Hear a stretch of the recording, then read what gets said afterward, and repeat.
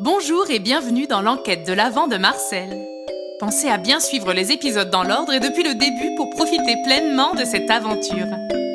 Je vous laisse tout de suite découvrir ce que cache la 13e case de ce calendrier de l'Avent un peu spécial. Bonne écoute!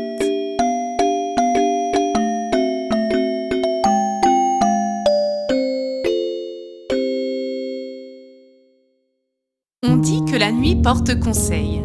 Léon et Auguste, ce matin-là, ne partageaient pas du tout cette idée. Cela faisait maintenant plusieurs jours qu'ils menaient l'enquête dans le royaume du Père Noël, afin de découvrir où, comment et par la faute de qui la liste de Noël avait bien pu disparaître. Après avoir interrogé Gédéon, le secrétaire, Hector, le lutin chargé du ménage ce jour-là, et le reine Rudolphe, ils n'avaient pas vraiment avancé. Ils trouvaient même qu'ils avaient presque reculé dans leurs recherches. Ils avaient la désagréable sensation que tout le monde leur mentait ici, ou du moins leur cachait une partie de la vérité. Dis Léon, qui pourrions-nous rencontrer aujourd'hui qui soit à coup sûr une personne honnête? Auguste, je vois où tu veux en venir, mais Gédéon a été clair lorsqu'il nous a expliqué les faits. Jamais il n'acceptera de nous voir. Il en retourne de la sécurité de la fête de Noël, tu le sais bien. Ce serait autrement plus grave que la disparition de cette liste. Certes, on ne peut pas le voir, et de toute façon, il s'est enfermé dans son bureau. Mais justement, nous pourrions l'interroger à travers la porte. On ne le verrait pas, mais l'enquête avancerait quand même.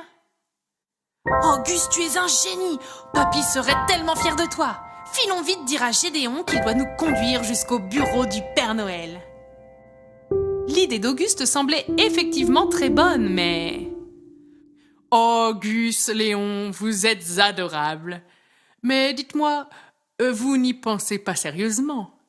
Non seulement vous ne pouvez et ne devez pas voir le Père Noël, mais vous ne devez pas non plus communiquer avec lui. Ce serait remettre en péril tout le secret du royaume, de la tournée de cadeaux et la magie de Noël tout entière. En outre, il a jeté un sort très puissant contre la porte de son bureau. Celle-ci est magiquement scellée et ne peut être approchée que pour 2 cas très précis. Lorsque le lutin ou la lutine chargé du repas vient déposer son plateau devant, dans ce cas, la porte reste en place. Autrement, lorsqu'on s'en approche, elle fuit à l'autre bout du couloir. Et on peut frapper 3 coups pour signifier au Père Noël que son repas est servi.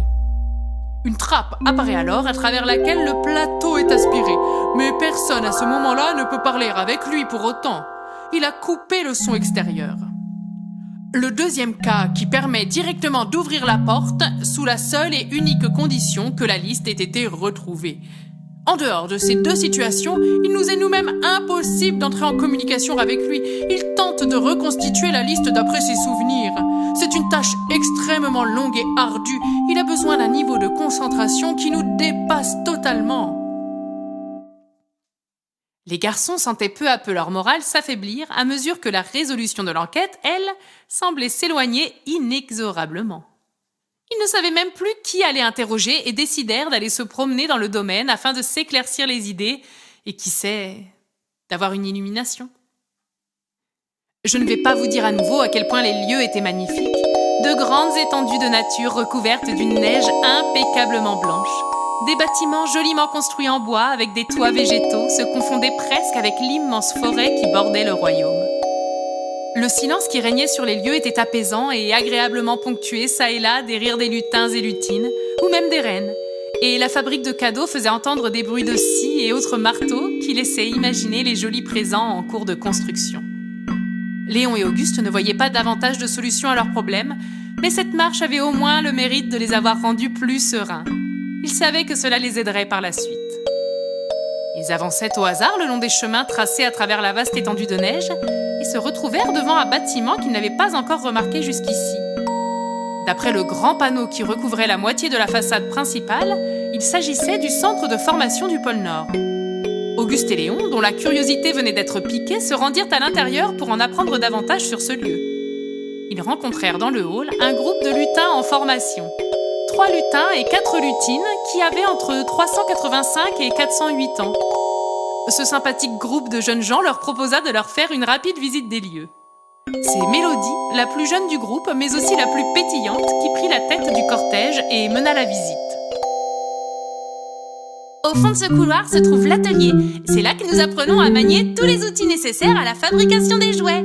La porte juste avant est celle de la conception. Là, il s'agit d'imaginer les jouets avant de partir en fabrication.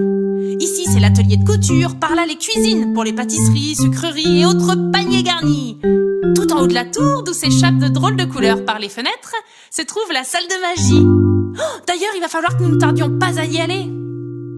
Ah bah oui, il faudrait pas se mettre là si gentille et si innocente, Marie-Gertrude ado. Oh, ça suffit un peu, toi. Auguste, Léon, ne l'écoutez pas. Il fait partie de ces quelques lutins qui n'arrivent pas à croire que celle qu'on appelait autrefois la sorcière de Noël est définitivement débarrassée du sort qui faisait d'elle une horrible personne. Elle est maintenant redevenue elle-même et est une adorable et extrêmement puissante druidesse qui partage avec nous son savoir. Tu devrais avoir honte de colporter encore ce genre de rumeurs. Je dis rien, moi, tu sais, mais je n'en pense pas moins. Si c'est pour penser ainsi, vraiment, tu peux en effet t'abstenir. Et continue de ne rien dire tant que tu y es. Ça nous fera des vacances à tous. Tenez, messieurs, je vous laisse la brochure du centre de formation. Vous aurez tout un tas d'autres informations dessus. N'hésitez pas à m'appeler si vous avez besoin de quoi que ce soit. Bon courage et merci pour l'enquête. Au revoir. Au revoir et merci à tous pour votre aide. Oh, une dernière chose. Oui, Mélodie? Avez-vous pensé à questionner Sully? Encore faudrait-il que nous sachions qui est Sully? Il s'agit de la souris qui s'est installée dans les murs de la chambre du Père Noël. C'est une vraie fouineuse. Elle fourre son nez partout et est au courant de tout. Elle est si minuscule qu'on ne la remarque pas. C'est ainsi qu'elle connaît tout ce qui se passe dans le royaume. Si elle était sur place à ce moment-là, vous pouvez être certain qu'elle a tout vu et tout entendu. Mais préparez-vous, elle est, comment dire, particulière. Allez, je file. Bon courage et à bientôt. Encore merci, Mélodie. Au revoir. Les garçons se rendirent immédiatement dans la chambre du Père Noël et n'eurent pas de mal à trouver le trou par lequel Sully devait sans doute s'introduire dans le mur. Ils tapotèrent délicatement juste à côté de la minuscule entrée. Presque aussitôt, la toute petite tête de la toute petite souris apparut, ce qui les fit sursauter. Quoi? Qui êtes-vous? Et pourquoi donc osez-vous me déranger? Auguste et Léon ne s'attendaient tellement pas à cette réaction de la part de la souris qu'ils explosèrent de rire. Et vous vous fichez de moi en plus, bande de malotru! Fichez le camp d'ici! Et si vous avez vraiment quelque chose d'important à me dire, ne revenez que lorsque vous aurez de quoi vous faire pardonner correctement. Et ça a intérêt à être comestible, bien moelleux et avoir un glaçage délicieux si vous voyez de quoi je veux parler.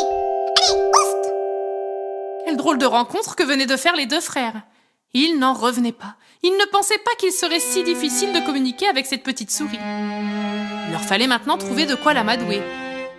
Peut-être qu'ils ne le savent pas encore, mais qu'ils ont la solution à portée de main. Je crois me souvenir qu'ils sont bien équipés grâce à Gédéon. Qu'en pensez-vous, les enfants? N'hésitez pas à retourner voir sur notre site internet et sur Facebook si vous souhaitez davantage d'indices, ou même pour nous donner votre avis ou nous questionner à propos de l'enquête. Nous nous ferons un plaisir de vous répondre. Oh, et j'y pense.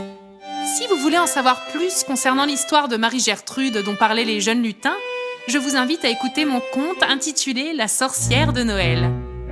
Vous y apprendrez des choses folles à propos de cette fameuse sorcière.